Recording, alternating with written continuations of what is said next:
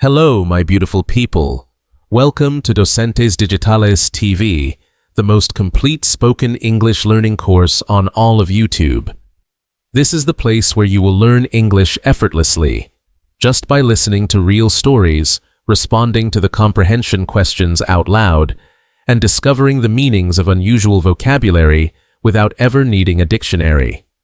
So sit back, relax, and let the learning begin. Today's story is called The House Caught Fire After My Repair. It's about me, Antonio, an electrician with over a decade of experience, and how one small oversight nearly ruined everything. It started like any other morning. I packed up my tools, reviewed the day's schedule, and drove out to the first address. The house was in a quiet neighborhood, a beautiful two-story home with an older couple living inside. They had called because their kitchen outlets weren't working, and the lights kept flickering. I had handled dozens of similar issues before, so I wasn't concerned. It seemed like just another routine repair. When I arrived, the couple, Mr. and Mrs. Gonzalez, greeted me kindly. They offered me coffee and told me to take my time.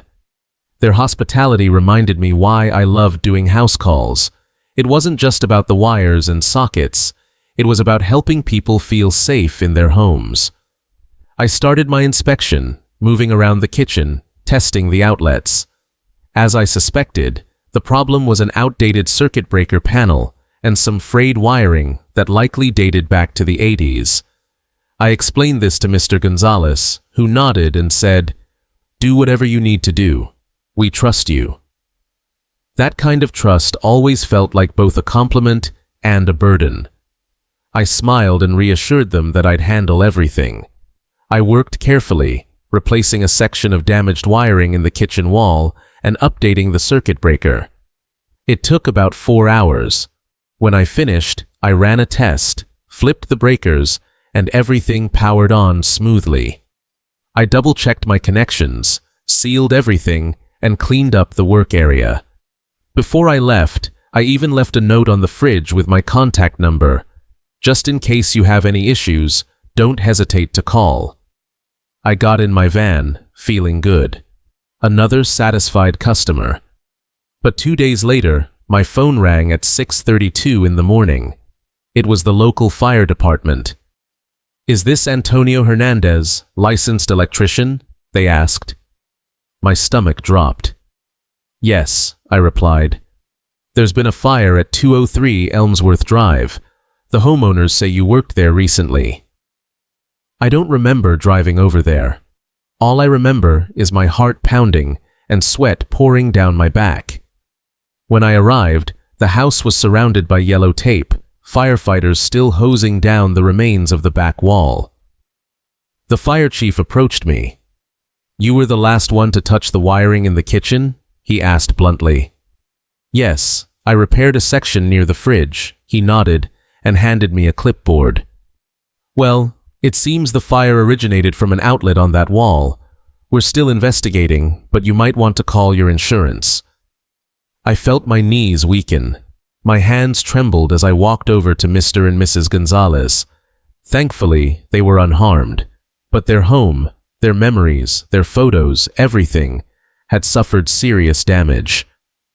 "Antonio," Mr. Gonzalez said with tears in his eyes, "I know it was an accident, but we need answers." I promised them I would look into it immediately. That afternoon, I went back through every step of my repair. I visited the electrical inspector, checked my permits, reviewed the parts I had used. I kept asking myself, how could this have happened? And then the answer came. It wasn't the wiring I installed, it was the outlet itself. It was one of the few parts I hadn't replaced. I had tested it, and it worked fine, but I hadn't checked the internal thermal damage. It had degraded from years of overheating, and my new wiring had delivered more consistent voltage than the old system. That combination triggered a spark, and overnight while they slept, that spark became flames. It was my mistake, not out of laziness, but out of oversight. I should have replaced the outlet too. And because I didn't, a family nearly lost everything. The next day, I sat in front of the insurance adjuster, explained everything, and signed the liability report. My insurance would cover the damages, but the emotional damage stayed with me. For weeks, I couldn't sleep. I questioned my career. I replayed the repair in my mind 1,000 times. But instead of quitting, I took it as a lesson. A hard one. I attended new training courses. I started using a checklist I'd never used before. I inspected every single component on every job, even the ones that looked just fine. The Gonzalez family forgave me. In fact, they called me 6 months later to rewire their new kitchen. That act of forgiveness reminded me that mistakes, when acknowledged, can lead to growth and trust. So yes, the house caught fire after my repair, and yes, it was my fault. But it wasn't the end of my career. It was the beginning of a better one. Now it's time for your quiz. Answer the following 10 questions out loud. You will have 5 seconds to answer each one. What problem did the Gonzalez family call Antonio to fix?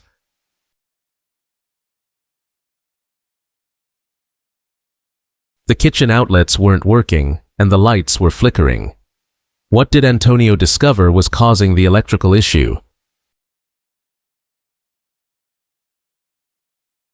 An outdated circuit breaker and frayed wiring. How did the Gonzalez family respond to Antonio's explanation?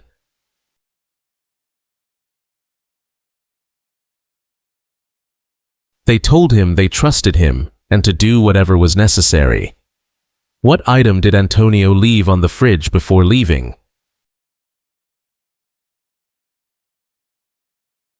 A note with his contact number. How did Antonio find out about the fire? He received a call from the local fire department. Where did the fire originate? From an outlet on the same wall Antonio had worked on. What was the real cause of the fire? An old outlet that hadn't been replaced and overheated. How did Antonio react emotionally to the incident? He couldn't sleep for weeks and considered quitting his job. What action did Antonio take after realizing his mistake? He took new training and created a detailed inspection checklist. What did the Gonzalez family do months after the incident?